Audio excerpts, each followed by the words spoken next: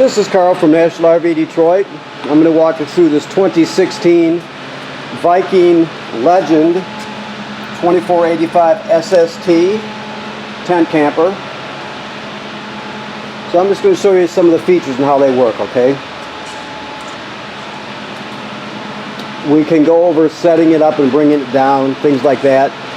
When you come to pick it up, I'll just go over some of the other features, okay?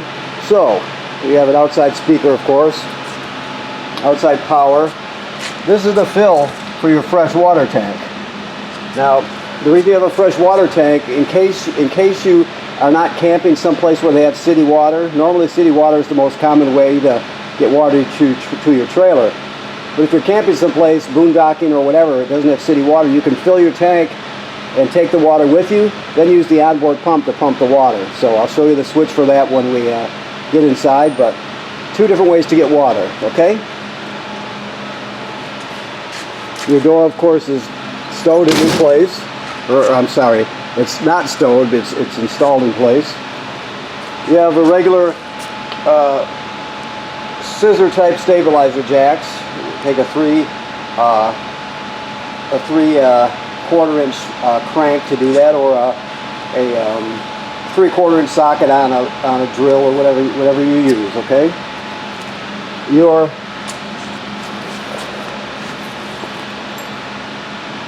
front trunk here, you can actually operate it when you have the bunk out, just by doing it this way, oops,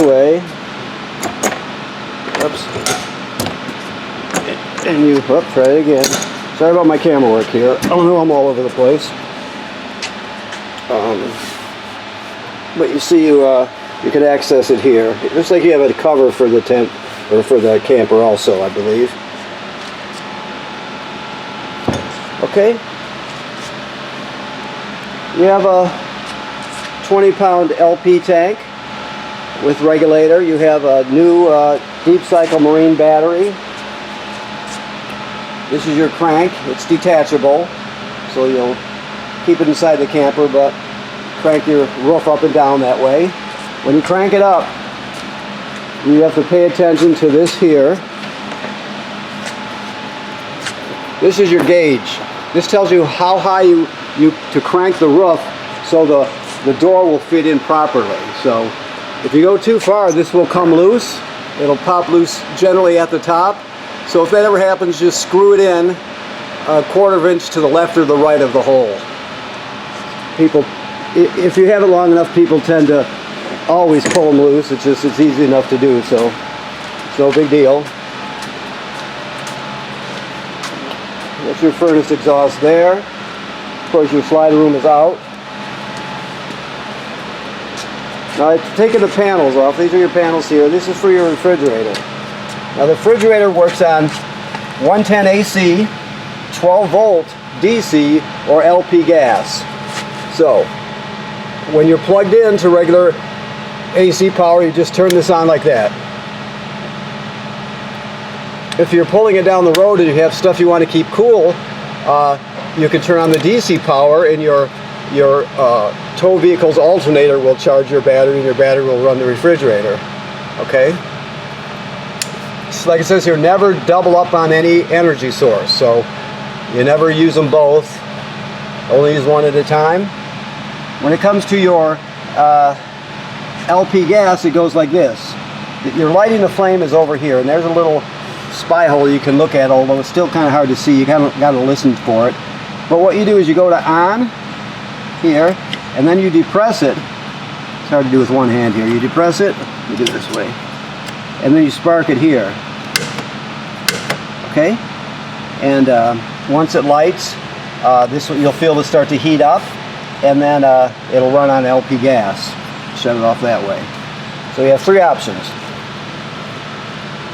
Okay, this is just a coiled sprayer here. Oops, I had it open. Coiled sprayer in there. Your water heater is here. Runs on gas. When you get it, it will be empty, right? So you so it doesn't freeze and damage it, so it's going to be empty, so keep that in mind, okay? Always fill it up before you turn it on. The switch to turn it on is inside. I'll show you that when we get in there. Your power cord pulls out. It's a 25 or 30 foot 30 amp cord. That's just a coax through. This is your city water hookup, the most common way to get water that we talked about. You're almost always going to use that. This is the drain for your sink. The cap will be screwed on there, but you can make up a hose as long as you want to go to a bucket or a sewer or wherever you want to do. But that's where you hook it up right there, okay? Alright, so let's move around. One thing I forgot to show you. This has a cassette toilet in it. And it also has a little shower. So the shower itself, the shower pan, will drain right here. Right? You have another cap for it. So keep that in mind. Okay, put a bucket underneath there or whatever you're going to use. Okay, so we go in. We'll start right here. This is your shower, obviously. You have the shower curtain that goes around it. You have a hand set and hot and cold water. The toilet here, which is a cassette toilet. Here, let me do this here real quick. Get this correct. Anyway, the cassette toilet is right here. It's like a portable black tank, so to speak. So here it is right here. You can read up about it. If there's not literature in here, you'll just go to Thetford and look up their cassette toilet, and you can get all the information you need, videos and PDFs. So that's that right there. You'll put chemical in it. And it's just a little tank. You pull it right out by grabbing it here, and you dump it at the dump station if you choose to use it. Most people use campground facilities, so this is more like a middle of the night type emergency thing, really. But you have it. Okay, so you have a radio here. You have some coax through, like I spoke about. You have a remote for your radio. These are your keys here. Okay. Let's see here. This is your furnace here. I'll show you how to turn it on in a minute. That's your furnace. Now your slide room, just so you know, it has these latches right here to unlock it. So when you're sliding it out, you're going to have to unlock these latches. You just flip them up and it'll slide right out. Of course, your table is here in the down position right now. You have to have it in that position when you're packing up to put the roof down. Okay. Over here, let me get my flashlight here, because I know it's a little, we're inside here, inside the building, and it's not very bright. I know this camera will compensate somewhat, but we'll just use this to be sure. Okay. Now, this is a coax here. That's all the plugs in the trailer, including the one on the outside, are wired through this coax. So if it pops outside, you're going to reset it here. This is your water pump, right there. The switch for it. Your water heater is here. It works. We've all tested it. This is your carbon monoxide LP gas detector. It should always be glowing green like it is, right? And then this is your furnace here, your thermostat. You just push it to the right, and on it goes. Now when you shut it off, you want to hear this clicking sound here. So you want to hear it click to the left to shut off. The reason I have this compartment open, this shows you the back of your water heater, your bypass valves, that sort of thing. So right now this is in camping mode because we've tested the water, but when you winterize it, you're going to bypass these valves, the one on the hot and the cold. You have to read up about that if you don't know that, but that's where you bypass it, okay? Your refrigerator's here.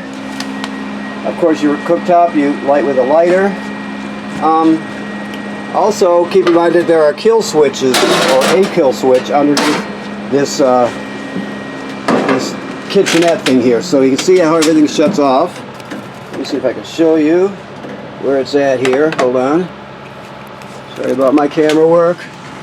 Right there, those switches depress, and it completes the circuit. So to get your power back, you're going to go like this, and it goes back on. So just so you know, those switches are there. Okay. See what else we have. This, of course, folds into a bed. That turns into a bed. So you got plenty of sleeping room. Your air conditioner, the switches are right on it. This is thermostat here, and then you have 2 fan speeds and 2 AC speeds there. You have a vent with 3 speeds here to cool it down. All the roof has been sealed for you. When it comes to your maintenance, you're going to look at the 4 corners on the roof and, of course, where this vent is, and always inspect that to make sure that there's no crack or separation, so you can always keep it in good shape. That's part of owning a trailer, is always checking the seals and make sure they're in good shape. Okay, that's been done for you. This is your power converter right here. So this converts AC to DC power. So you got AC circuit breakers here, 110 AC, and then the power is converted to 12 volt DC over here, so you got 12 volt fuses and they're labeled.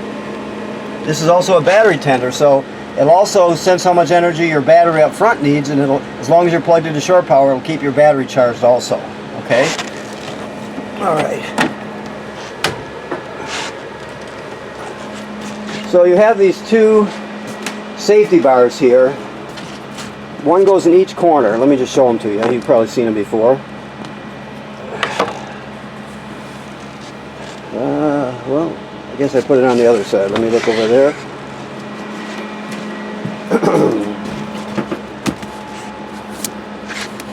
Yeah, so there's 2 of them here. They go kitty corner from each other on the outside. We'll show you that when you pick up also. That's just a safety device. You know, trees, you're in the woods, trees sometimes fall. This is very strong, the cable that holds the roof up, but you can even increase the strength by putting 1 of these in each corner. So we'll show you that when you pick up, okay? Alrighty. So let me look around a bit more, see if I forgot anything. I think we're in good shape here. So, okay, so I want to thank you for purchasing your trailer here at National RV Detroit. Please remember what I said about inspecting every place you see caulk from the factory. Always inspect that, you know, once or twice a summer. And right now this has got water in it, but when you get it, the water will be purged because we still have some cold weather coming up. So you'll have to de-winterize it once you start using it. Okay? Thank you very much.